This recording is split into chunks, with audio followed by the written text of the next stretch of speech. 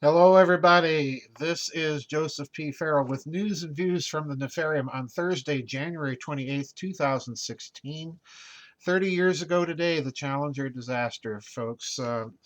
That's the anniversary, but the news today is that the Nefarium has been busy. I'm reading to you from an article that was published by the Voltaire Network.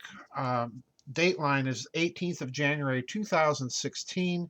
It was published by the Voltaire Network. This is coming out of Russia. This is a Russian analysis of what's been going on in Germany. All right, now you all probably are familiar by now that on New Year's Eve there were major assaults on German women by some of the refugees in Cologne, Germany, and some other major German cities. But this news is very interesting because it kind of confirms my suspicion that Germany has been playing a very, very long term geopolitical game and has been trying to maneuver itself out from underneath the American thumb, and by doing so, maneuver Europe itself, the European Union, out from underneath the American thumb.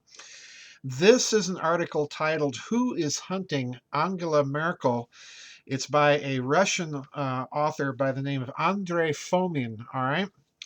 Now, I'm going to be reading most of this article to you because what it says is truly astonishing, but it confirms that there's some sort of covert operation going on behind the refugee crisis that has been dogging Europe and, in particular, has been dogging Germany.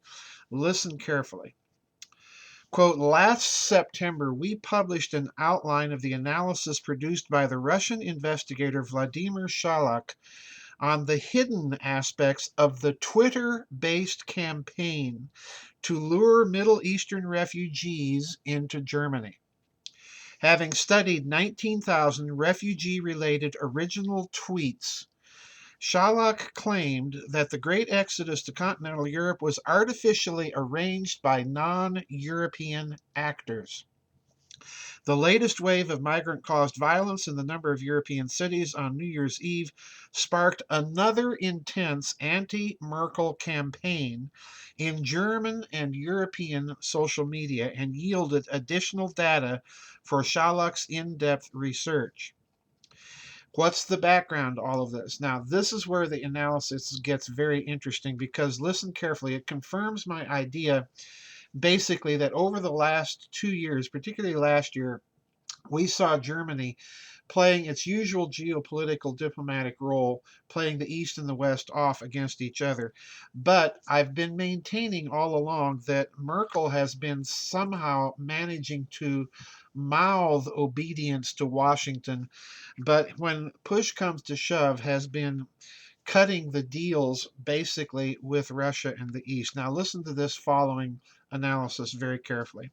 Quote, since March 2014's Crimean reunification with Russia, the German Chancellor Angela Merkel found herself between the hammer and the anvil. Under heavy pressure from Washington, she had to lead the European family to tighten the escalating sanctions against Russia, while big business and her political opponents were increasingly reluctant to sustain them in the face of the dire consequences for the German economy. Balancing two contradictory approaches, she opted for accomplishing the 2011 commercial contract to build the second phase of the Nord Stream pipeline that would deliver more natural gas from Russia to Germany via the Baltic Sea, despite a growing roar from overseas, meaning, of course, Washington. Another dimension of transatlantic tensions is connected with the Trans Pacific Agreements, the TTIP agreement talks held since 2013 behind closed doors.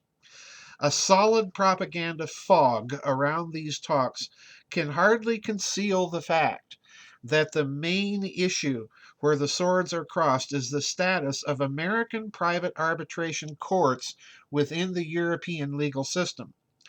The global TNC's push for allowing these companies to sue states in private arbitration courts for any action that negatively influences their profits.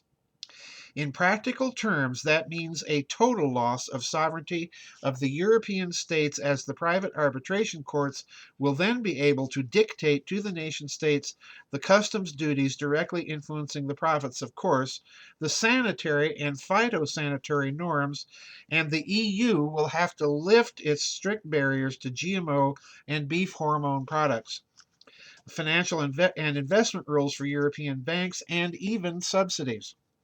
No wonder that a ruling coalition party in Germany categorically protests against the TTIP talks. Mass public anti-TTIP rallies struck Berlin in October of 2015. As a result, Frau Merkel is emphatically careful in her assessment of the TTIP project. Now, the picture is more or less clear. The Bundeskanzlerin plays a smart campaign game trying to maintain European sovereignty while formally complying with U.S. demands on secondary tracks. I'm skipping just a bit here. Early in January, the notorious speculator and confessed sponsor of the refugee traffic to Europe, George Soros, gave an explicit interview to Wirtschaftswoche in Germany, that would be Economy Week, where he bitterly criticized Merkel's stricter European refugee policy, suggesting that it would cost her her chancellorship. Simultaneously, the hashtag Arrest Merkel and Merkel Has to Go motto appeared in Twitter and gained an impressive circulation. Conducted analysis showed that the Arrest Merkel hashtag was originally transmitted by two major Twitter accounts, TrainSpotter001 and Amy Meck. It was taken up and spread by a number of other powerful accounts. Now, I'm skipping all the way to the last paragraph of this very important article.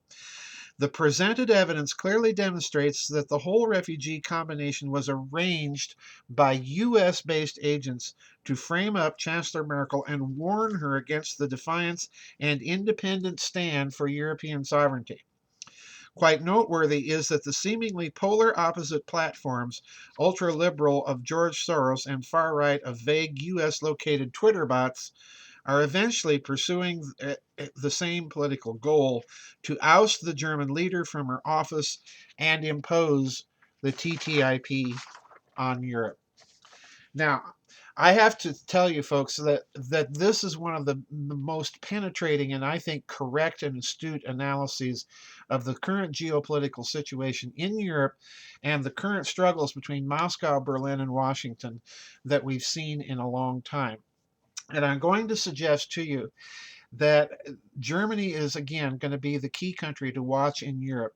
We saw right at the end of last year, after the Paris shootings, we saw President Hollande of France intervening militarily in Syria. And you'll note that the effect of the French intervention with the German backing, you'll recall, because Chancellor Merkel decided that she would send elements of the German Navy to provide logistic and other support operations to the French aircraft carrier Charles de Gaulle in the eastern Mediterranean Sea and make available to the French German space-based assets in order to help the French military effort, which in turn, you'll recall, was going to be coordinating with the Russians. And it was at that time that you saw the United States back away from the Assad must go position. So in other words, there has been this geopolitical dance now going on between Washington, Europe, and Moscow. And the Europeans, largely under French and German leadership, have been positioning themselves slowly and very carefully, more and more in alignment with Russia vis-a-vis the Middle East. And they were big backers and sponsors of the nuclear deal that was struck between Washington and Tehran concerning Iran's nuclear project. So we're watching this story very carefully. I suspect that what you're going to see is that the opposition to this TTIP agreement in Europe is going to grow, as is the opposition against the refugees. Now, the key crucial thing to watch here is how Merkel's government responds to all these pressures. I suspect very strongly that you're going to see in Germany the pattern that we've seen before from Chancellor Merkel. And she is going to be speaking against American policy largely via her cabinet ministers, the ministers of the various departments of the German government. Now, the problem here for American policy is, as that article notes, there's no real good viable successor to Chancellor Merkel. I think we're going to see her government perhaps being weakened. I'm kind of backpedaling now on what I thought might happen to her government.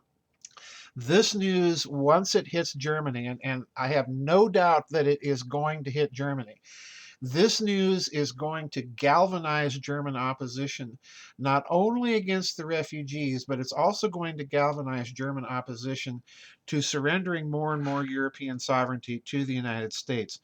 The key here is to watch as far as the agreement on the TTIP agreement is going to be Great Britain. So Great Britain's going to be the swing country here. They could go either way. I think you're going to see some real wheeling and dealing taking place between Berlin and London. So this year is going to be another year to watch European politics and developments very closely.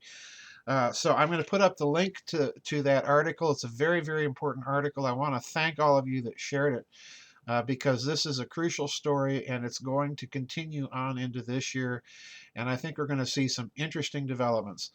That's it, folks, from the Nefarium for this week. I'm Joseph Farrell. I'll see everybody on the flip side. Bye bye, and God bless.